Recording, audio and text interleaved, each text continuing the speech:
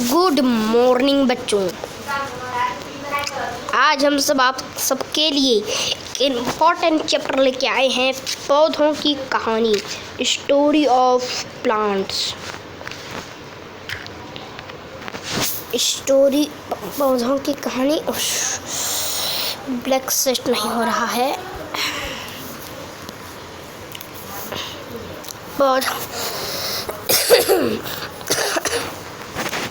ठीक, पौधों की कहानी, स्टोरी ऑफ प्लांट्स। हमारा चैप्टर 4 है, जो कि यहाँ आपको दिख रहा है। चैप्टर 4 पौधों की कहानी। चलिए पढ़ते हैं। हमने पिछली कक्षा में पौधों के विभिन्न भागों को जाना है। विद्यालय के आसपास आपने जिन पौधों को देखा है उनका चित्र अपनी कॉपी पर बनाइए और उसमें रंग भरिए। कक्षा में चर्चा कीजिए किस पौधे का तना मोटा होता है तथा किसका पतला। कुछ झाड़ीदार, लत्तेदार और कोई विशाल वृक्ष होते, जैसे यहाँ पर एक चित्र का अनुष्ठान किया गया है, जिस पर पुष्प है, फल है, तना है, पत्ती है, जड़ है। इसकी पत्तियाँ मोटी नहीं है जैसा आपको दिखने में लग रहा है। इसकी पत्तियाँ मोटी नहीं हैं। इसकी हर तरह से तने छोटी छोटी है, पतली पतली, स्टेम्स नहीं, छोटी छोटी, इस तरह की छोटी छोटी। आइए हर्बेनियम बनाएं। हर्बेनियम क्या होता है? एक पौधे को किसी पुस्तक के पन्नों के बीच रख दीजिए। एक पौधे को किसी पुस्तक के पन्नों के बीच रख दीजिए। हम रख देते हैं। चलिए,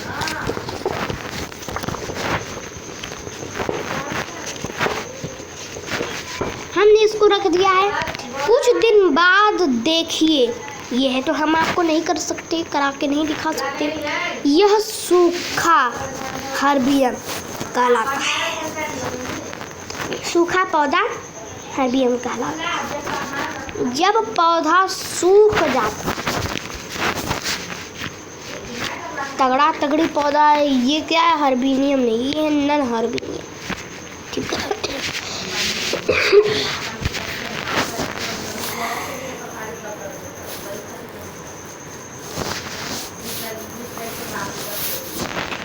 अब उसे सफेद कागज के सिलोपेट में रख दीजिए। सिलोट में रख दीजिए। चिपका कर निम्नांकित कीजिए। उसका निम्नांकित करना है। उसमें अपना नाम, रोल नंबर अंकित कीजिए। पारदर्शी प्लास्टिक द्वारा उसके ऊपर ढक दीजिए। हो गया हर्बेनियम तैयार। हर्बेनियम जो है वो तैयार हो जाता है। कैसे? जब वो भरने लगे। पौधा सूखता है तो हर्बेनियम होता है।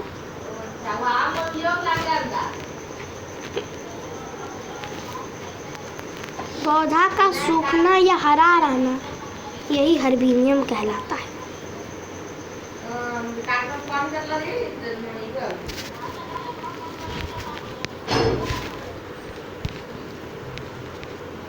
शाख, झाड़ी एवं वृक्ष।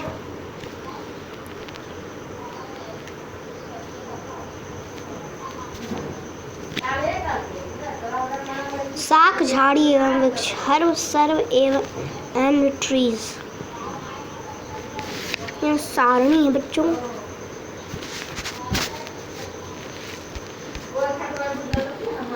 पौधे का नाम, तना हरा है, कोमल है, कठोर है, मोटा है।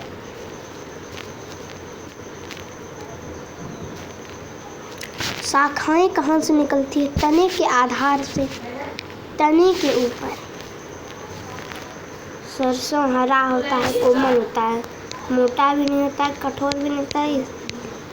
ये जो होता है तने के ऊपर से। बांस जो होता है हरा होता है, कोमल नहीं होता है, मोटा होता है, कठोर होता है, तने के आधार से।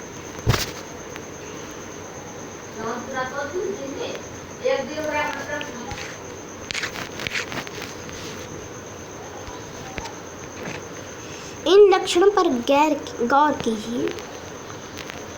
क्या कह रहा है? इन लक्षणों पर आप गौर कीजिए। ध्यान से गौर कीजिए बच्चों। इसमें 2 पौधे के नाम हैं, दोनों ही हरा है। अरे ये तो आप भी जानते हैं कि हर पौधा हरा ही हरा, तो जो नहीं वो पौधा ही नहीं, वो नन हर भी हमें पौधा ही होमर पे आप गैर कर सकते हैं।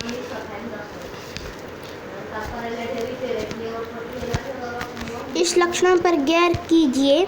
विभिन्न प्रकार के पौधे की विभिन्न विशेषताएं। इन विशेषताओं के आधार पर पौधे को 3 वर्गों में वर्गीकृत कर सकते हैं। यह वर्ग है शाक, झाड़ी एवं वृक्ष। शाक अपने सारणी में हरे कोमल तने पौधे को पहचान कर अंकित किया है, इन्हें शाक कहते हैं। ऐसे ये सामान्यतः छोटे होते हैं।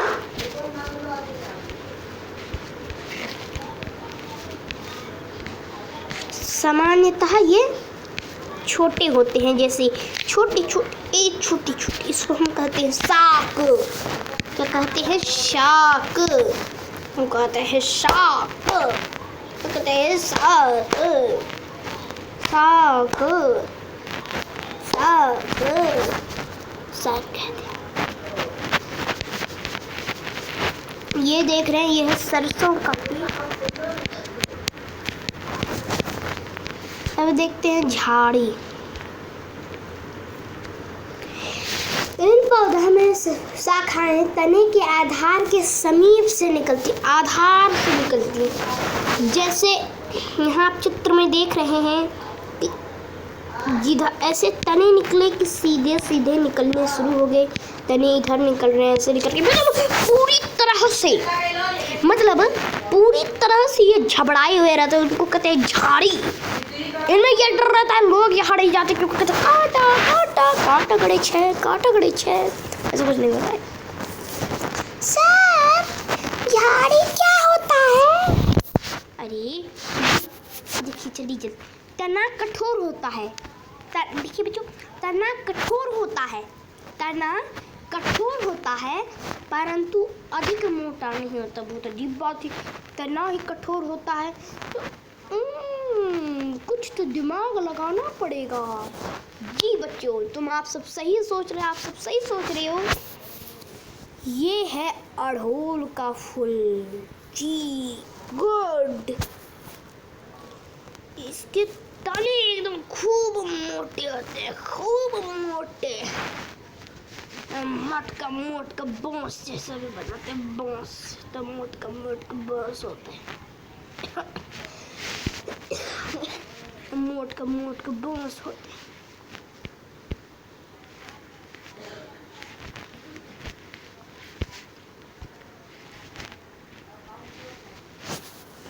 लेकिन अधिक मोटा नहीं होता, ये पतला है। अरे पतला है, इसको तुम तोड़े ना समय लगेगा यार।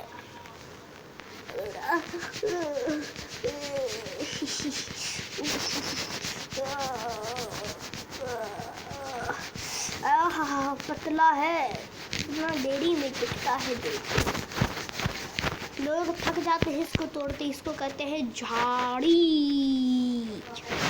इसको बीच बीच में एक दिन काटा भी जाता है, ऐसे पौधे को झाड़ी कहते हैं परंतु ये मोटा नहीं होता। ठीक है, अब है वृक्ष। वृक्ष अधिक कहाँ पाया जाता है? जंगल में। तो जंगल की ही बात होगी। कुछ पौधे बहुत ऊंचे खूब, तथा इसके तने शुद्ध एवं गहरे भूरे होते हैं। इसका तना एकदम विकराल होता है, भयंकर अजूबा होता है। इसकी टांग हाथी के दांत की तरह होता है, बड़का। इनमें शाखाएं भूमि से अधिक ऊंचाई पर तने के ऊपर भाग से निकली होती। तने के ऊपरी भाग से, मतलब तने के आधार से नीचे ऐसे तना निकला, ऐसा करके तना के ऊपरी भाग से छोटे छोटे निकलते हैं, उन्हें वृक्ष कहते हैं। अब वृक्ष समझ गए। ये देखिए कद्दू का पौधा। कद्दू क्या है? कद्दू क्लाइंबर है, मतलब जो कि किसी की सहायता से, मतलब किसी की सहायता से बढ़ता है।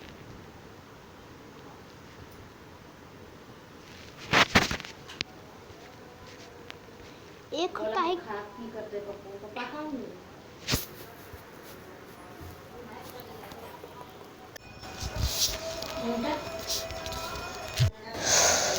तना पौधे का सबसे दृढ़ भाग होता है। इसमें इसको स्तंभ कहते हैं। तने में गांठ रचना होती है जिसको पूर्व संधि कहते हैं।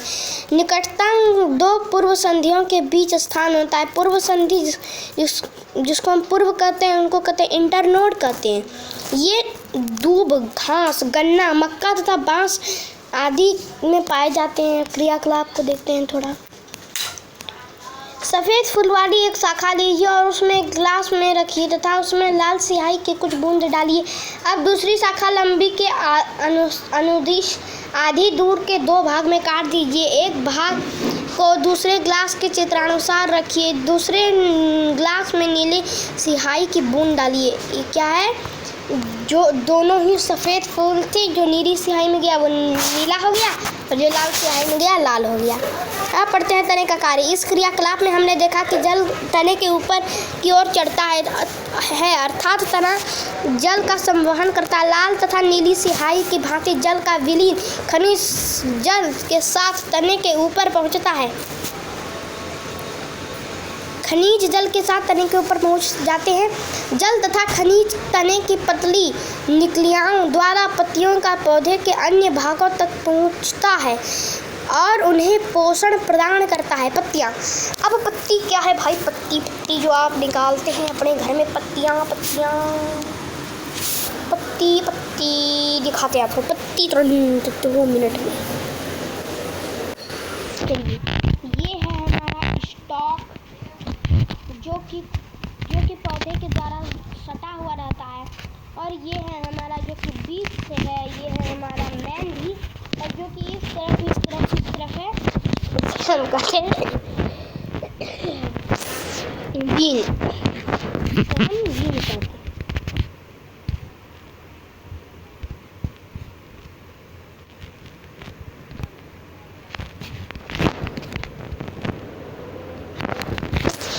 अब पढ़ लिए, बहुत अच्छा है।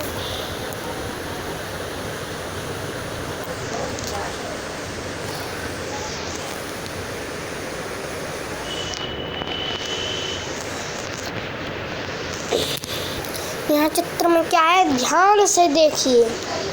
क्या आपको कुछ रेखाएं ऊपर में दिखाई दे रही है? क्या आप ये पत्ती देख रहे हैं? आइए पत्ती के विभिन्न भागों को समझते हैं। पत्ती का भाग जिसके द्वारा तने जुड़ी रहती है उसको पूर्ण धारा यानी एक्सियल कहा जाता है। पत्ती के चपटे भाग को पूर्ण फल यानी कि ब्रेड कहते हैं और पूर्ण फल के पूर्ण बीज की डाली को पोर्टल कहते हैं। ये सब जो है आपके लिए बड़े क्लास का है।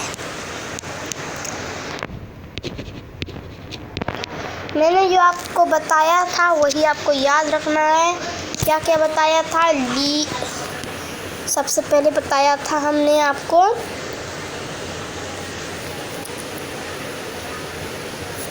स्टॉक, जो भाग तने से जुड़ा हुआ रहता है उसको हम स्टॉक कहते हैं।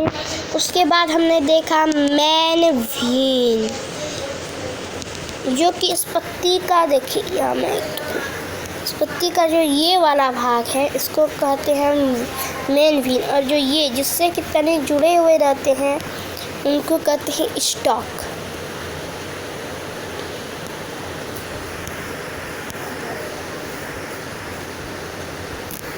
ठीक, ये हो गया स्टॉक, ये हो गया मेन व्हीन। अब जो इस तरफ से इस तरफ गया इसको कहते हैं हम ब्लेड। बस इतना आपको यही याद रखना है और कुछ याद नहीं रखना है। स्टॉक, मेन व्हीन और ब्लेड नहीं याद रखिए। 3 चीज़ें, stock main win blade, stock main win blade, stock main win blade, ये 3 चीज़ आपको याद रखना है जो कि पौधे में अक्सर हुआ करता है। अब है शीरा।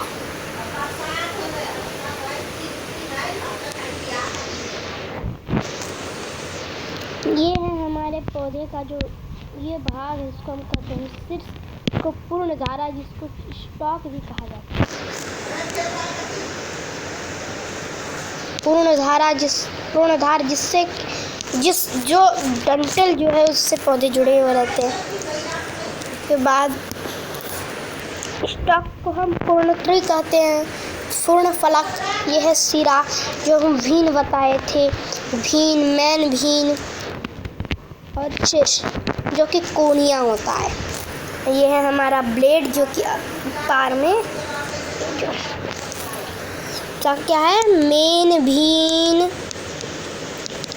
स्टॉक, ब्लेड, भीन।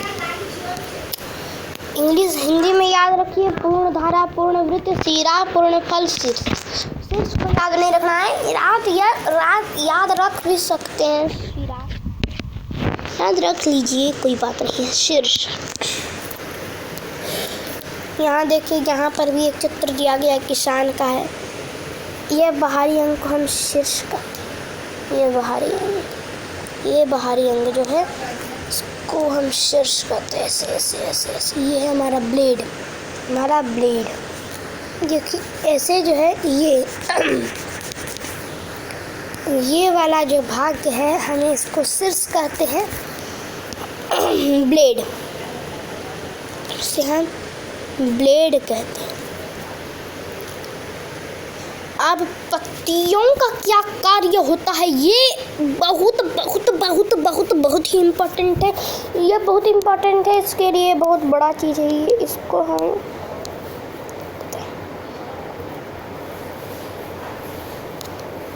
अब पत्ती में कौन सा कार्य है चलिए पढ़ते हैं।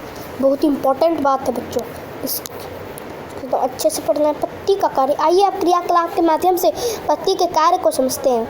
आवश्यक सामग्री, कोई यानी कि पौधा लीजिए।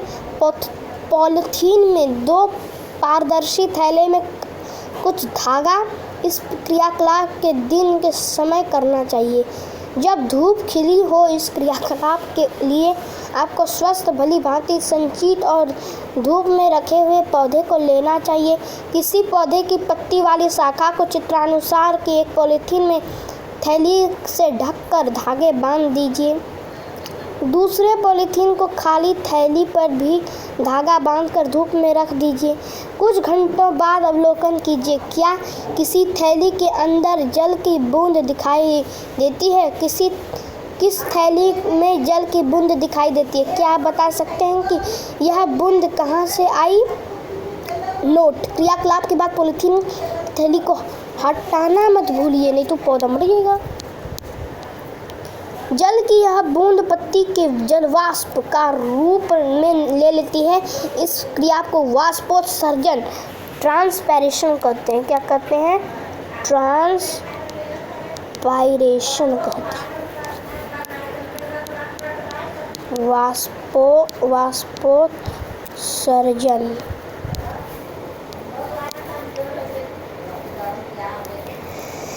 इस प्रक्रम के द्वारा बड़ी मात्रा में वायुमंडल में जलीय विमुक्त करते हैं। पत्तियों द्वारा प्रकाश संश्लेषण। अब प्रकाश संश्लेषण यानी कि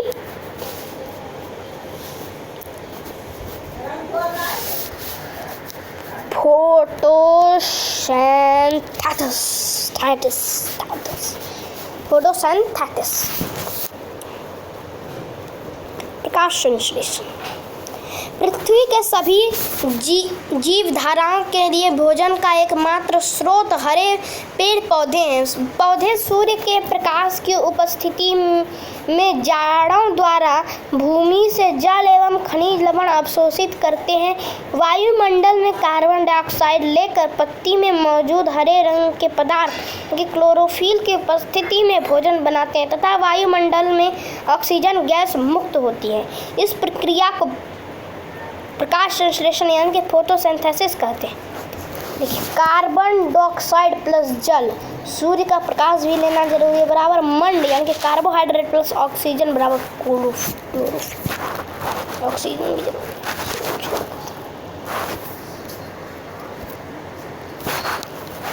है। यहाँ पर दिया गया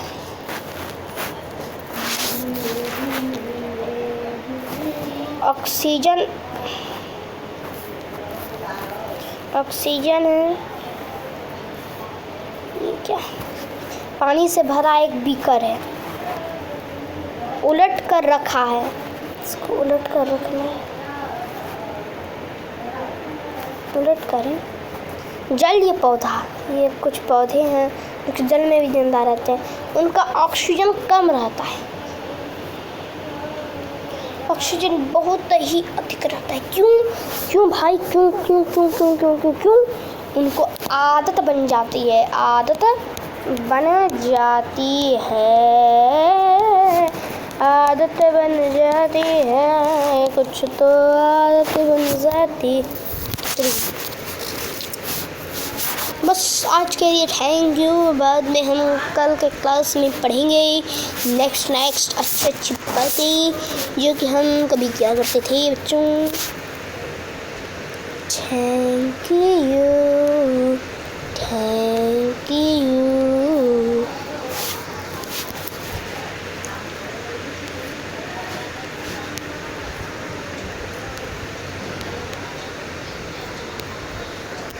थैंक यू, बाय बाय। आप हमारे चैनल को लाइक कीजिए, सब्सक्राइब कीजिए। सत्यम प्रासर में आपका स्वागत है।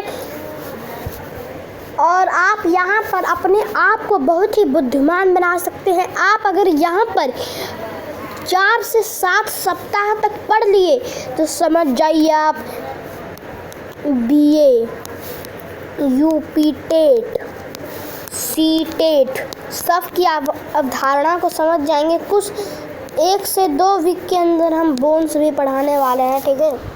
तो ज़रूर जुड़िएगा हमारे चैनल पर। Thank you. वंदे मातरम। जय जय हिंद। भारत की हमेशा सेवा करना, बड़े का आदर करना, प्रणाम करना, सत्कार करना। जय हिंद।